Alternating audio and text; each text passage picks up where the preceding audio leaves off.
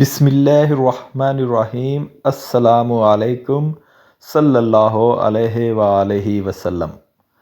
گھڑے کی کہانی۔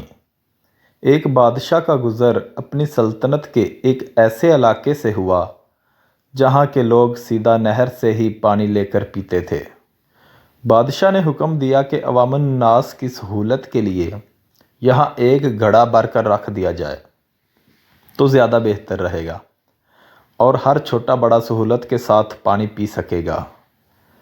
بادشاہ یہ کہتے ہوئے اپنے باقی کے سفر پر آگے کی طرف بڑھ گیا۔ شاہی حکم پر ایک گھڑا خرید کر نہر کے کنارے رکھا جانے لگا تو ایک اہلکار نے مشورہ دیا، یہ گھڑا عوامی دولت سے خرید کر شاہی حکم پر یہاں نصب کیا جا رہا ہے، ضروری ہے کہ اس کی حفاظت کے لیے کوئی بندوبست کیا جائے اور ایک سنتری کو چوکی داری کے لیے مقرر کیا جائے۔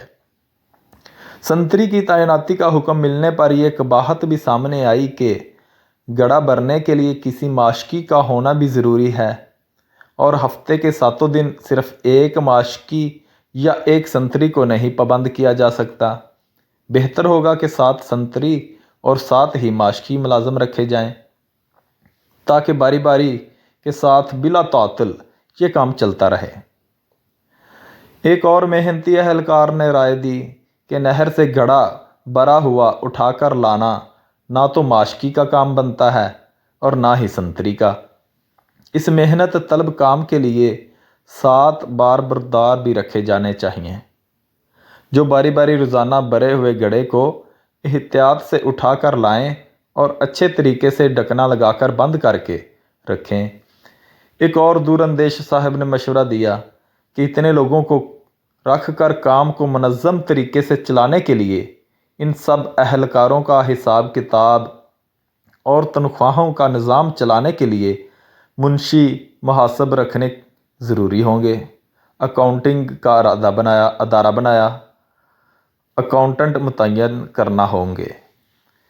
ایک اور عقل مند اہلکار نے مشورہ دیا کہ یہ اسی صورت میں ہی یقینی بنایا جا سکتا ہے کہ ہر کام اچھے طریقے سے چل رہا ہے تو ان سارے ماشکیوں، سنتریوں اور بار برداروں سے بہتر طریقے سے کام لینے کے لیے ایک ذاتی معاملات کا ایک شعبہ قائم کرنا پڑے گا۔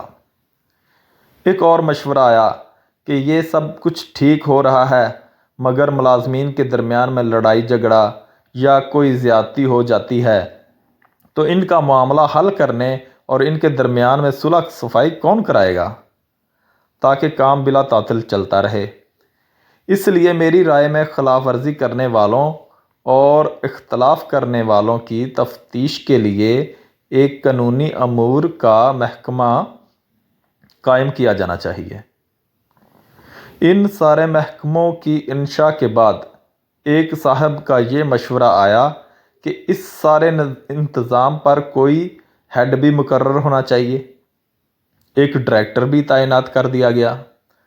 سال کے بعد حسب روایت بادشاہ کا اپنی رعایا کے دورے کے دوران اس مقام سے گزر ہوا تو اس نے دیکھا کہ نہر کے کنارے کئی کنال رقبے پر ایک عظیم الشان عمارت کا وجود آ چکا ہے جس پر لگی ہوئی روشنیاں دور سے نظر آتی ہیں۔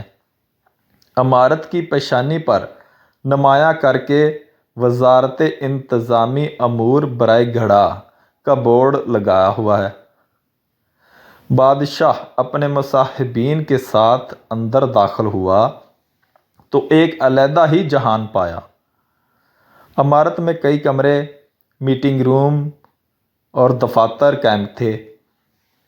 ایک بڑے سے دفتر میں آرام کرسی پر عظیم الشان چوبی، میز کے پیچھے سرمئی بالوں والا ایک پروقار معزز شخص بیٹھا ہوا تھا جس کے سامنے تختی پر اس کے القابات پروفیسر، ڈاکٹر، 2 جنگوں کا فاتح، فلاں بن فلاں، ڈائریکٹر جنرل برائے معاملات سرکاری گھڑا لکھا ہوا تھا۔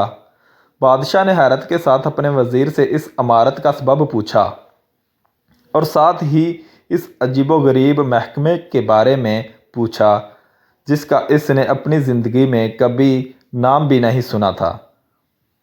بادشاہ کے وزیر نے جواب دیا، حضور والا، یہ سب کچھ آپ ہی کے حکم پر ہی تو ہوا ہے، جو آپ نے پچھلے سال عوام الناس کی فلاح اور آسانی کے لیے یہاں پر گڑھا نصب کرنے کا حکم دیا تھا۔ بادشاہ مزید حیرت کے ساتھ باہر نکل کر اس گڑھے کو دیکھنے گیا جس کو لگانے کا اس نے حکم دیا تھا۔ بادشاہ نے دیکھا کہ گڑھا نہ صرف خالی اور ٹوٹا ہوا ہے بلکہ اس کے اندر ایک مرا ہوا پرندہ بھی پڑا ہوا ہے۔ گڑھے کے اطراف میں بے شمار لوگ آرام کرتے اور سوئے ہوئے پڑے ہیں، اور سامنے ایک بڑا بورڈ لگا ہوا ہے کہ گڑھے کی مرمت اور بحالی کے لیے اپنے عطیات جمع کرائیں من جانب وزارت انتظامی امور برائے گڑھا۔